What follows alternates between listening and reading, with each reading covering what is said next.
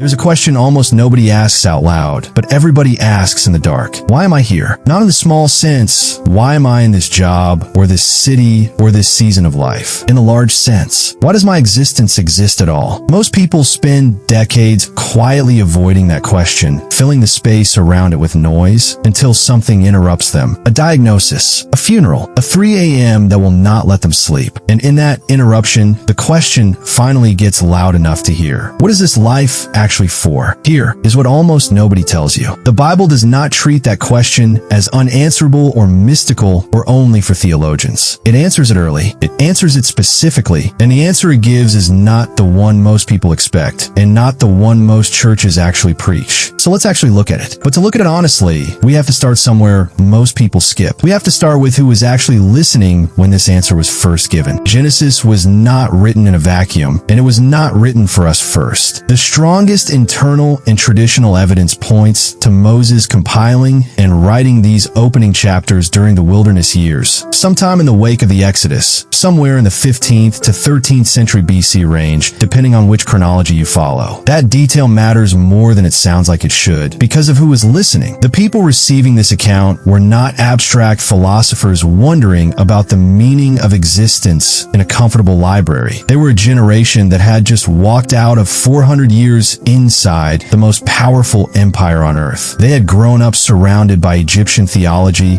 and Egyptian theology had a very clear answer to the question of who carries the image of the gods. Only one man did. Pharaoh. The king alone was considered the living image of the divine, the sole representative of heaven on earth, and everyone else existed to serve that one image. Mesopotamian thought, the world these same people would have heard about through trade and conquest, said something almost identical. The image of the gods belonged to kings, and to kings alone. Ordinary people were not image bearers. They were instruments, labor, background. Now picture this freed, formerly enslaved nation, camped in the wilderness, hearing Moses recount how the world actually began. And the line lands like a detonation in that context. Let's make man in our image. Not let us make Pharaoh in our image. Not a king, not a dynasty, not an elite caste standing between ordinary people and God. Mun, Adam, humanity itself, plural, unranked, unprivileged, in a world that had just told an entire generation of slaves that only the man on the throne carried divine likeness. Genesis opens by declaring that image-bearing was never a throne room privilege. It was a birthright handed to everyone standing in that camp and to everyone who would ever be born after them. That is not a small theological footnote. That is the most radical political and spiritual claim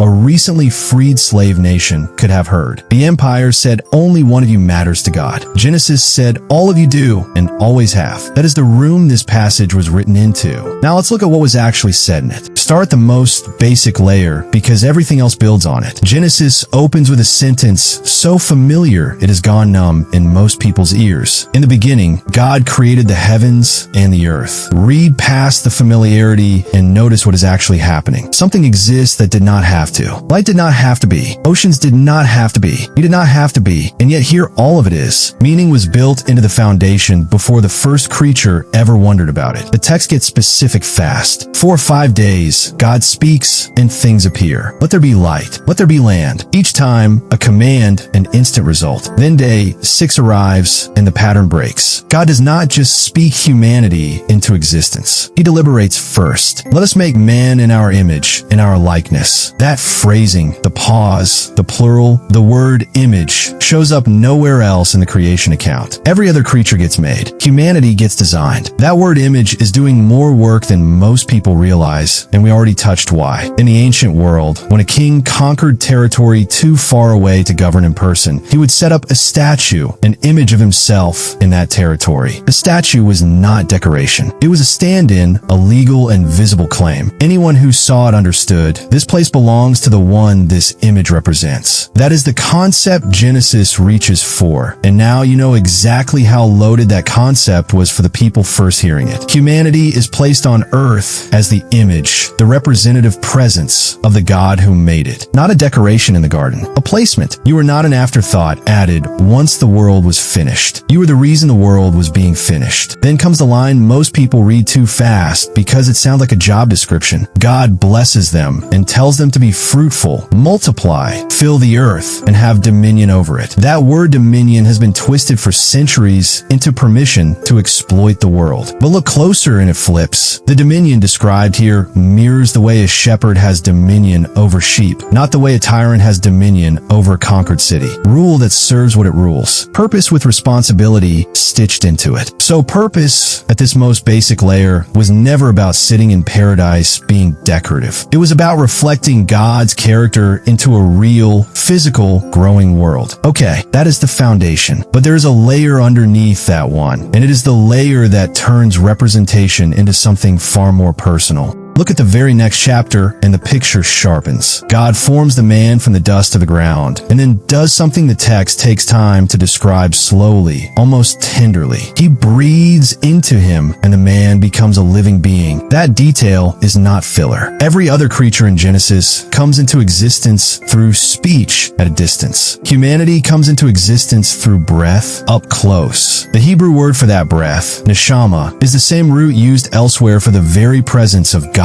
filling a person. From the first page, the design was not just representation from a distance. It was nearness. You were built to carry something of God inside you, not just to act on his behalf, but to actually be close to him. And that reframes everything underneath layer one. Representation was never meant to feel like a job assignment from a distant employer. It was meant to flow out of intimacy. Look at the garden again, and this becomes obvious once you are looking for it. God does not create Adam, hand him an assignment, and disappear. The text describes God walking in the garden in the cool of the day. That is not a single ceremonial visit. The phrasing implies a habit, a rhythm, an ordinary evening pattern of presence. The first relationship in human history was not humanity figuring out how to reach God. It was God already there, already walking, already present before anyone had done a single thing to earn it. Purpose before sin, before failure, before any of the brokenness we associate with the human story was simply this: walk with God, reflect God, be near to God. That was the whole assignment, and it was never meant to feel like an assignment at all. It was meant to feel like home. So now you have two layers stacked, representation and underneath it, relationship. But here is where most people's understanding of purpose gets stuck, and it is worth naming directly. Genesis 3 happens. The garden breaks. And from that point on, a lot of people quietly assume the original purpose got canceled, that the rest of the Bible is just damage control, just God scrambling to fix a plan that failed. That assumption is exactly what the next layer dismantles. The fall changes the conditions. It does not change the purpose. Watch what God does immediately after Eden breaks. He does not abandon the relationship. He goes looking for the man in the garden and asks, "Where are you?" Not because God did not know, because the question itself was an invitation back into nearness that humanity had just walked away from. And here is the part that is easy to miss the first time through. That single question becomes the heartbeat of the entire rest of Scripture, and it does not stay buried in one verse. It becomes a pattern, repeated almost word for word in its intention, across centuries and across authors who never met each other. Now watch this pattern, because once you see it traced out, you cannot unsee it. It shows up in Genesis 3, God walking in the garden, asking where humanity has gone. It shows up centuries later in Exodus 25, when God gives Moses the instructions for the tabernacle and says plainly, "Make me a sanctuary that I may dwell among them." Not above them, among them. It shows up again in Leviticus 26, where God makes Israel a promise in almost identical language to the garden. "I will walk among you, and I will be your God, and you shall be my people." The exact rhythm of Eden transplanted into a desert camp. It shows up in 2 Samuel 7, when God tells David that his desire has always been to dwell with his people, not in a fixed house of cedar and stone, but moving with them, walking with them the way he always has. It shows up in Ezekiel 37, written from exile, written from the lowest point in Israel's national life, where God still promises, "My dwelling place shall be with them, and I will be their God, and they shall be my people." Garden language, surviving captivity, surviving exile, refusing to die. That is not 5 unrelated verses scattered across the Old Testament. That is one God God saying the same sentence in 5 different centuries to 5 different audiences who needed to hear it in 5 different kinds of darkness. The thread running underneath every single book is the same thread that opened Genesis. Nearness, lost, longed for, and being slowly, patiently rebuilt on purpose every single time. And then the thread does something nobody saw coming. This is the key revelation moment, the part where the entire shape of the story snaps into focus. The God who walked in the garden in the cool of the day becomes, in the New Testament, the God who puts on skin and walks dusty roads in the heat of the afternoon. John does not waste any time hiding what is happening here. He opens his gospel with language that echoes Genesis on purpose. In the beginning was the Word, and at the right moment, the Word became flesh and dwelt among us. That phrase, dwelt among us, is not a loose poetic choice. The original language behind it is built on the same root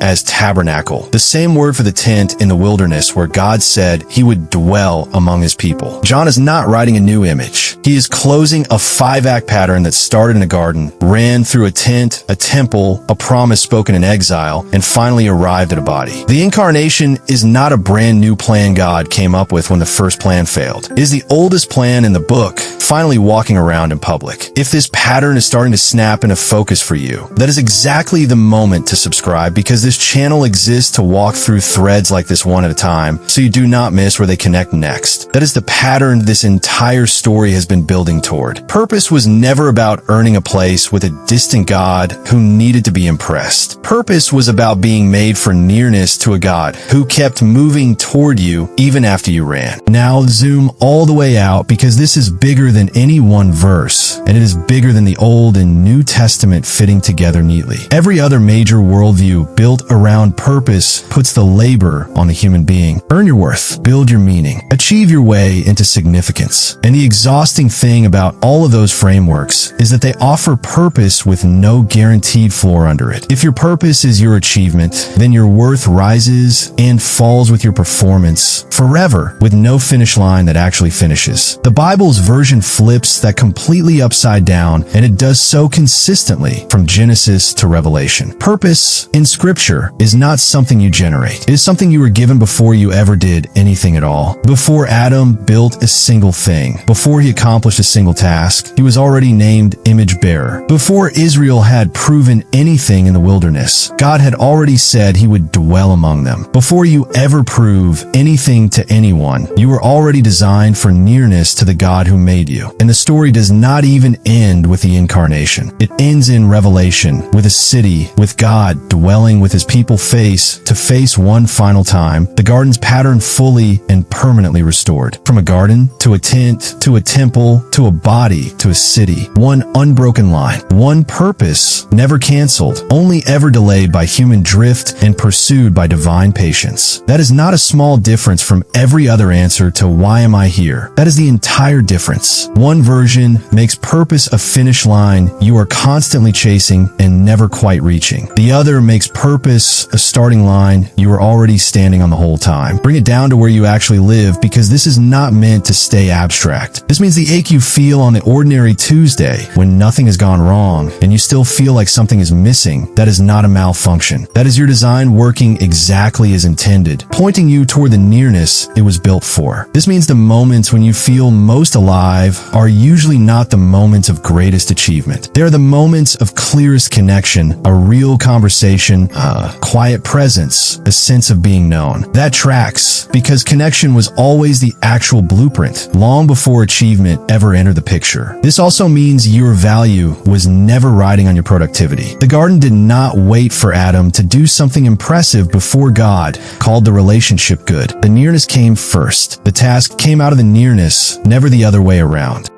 So here is the closing insight, the reframing this whole study has been walking toward. The question, why am I here, is usually asked like it is searching for a task. Find your purpose, as if purpose were a job posting somewhere waiting to be discovered. But Scripture answers a slightly different question underneath the one you are asking. Not what should I do, but who was I made to walk with? The task was always meant to flow out of that answer, not stand in for it. You were placed here as an image bearer, carrying something of God into a real spiritual and physical world, built for nearness to him from the very first breath, and never abandoned even when nearness broke, traced through a pattern that survived a garden, a wilderness, an exile, and finally arrived in a body walking dusty roads. The whole Bible, from a garden in Genesis to a city in Revelation where God again dwells with his people face to face, is one long story of a God who never stopped walking toward the people he made. If this is starting to click into place, subscribe so the next study finds you too. And if you have ever asked the question this video just answered, even quietly, even at 3 a.m., leave a word in the comments. It helps this reach the next person asking it in the dark. May you stop chasing purpose like a finish line and start recognizing it as the nearness you were made for all along.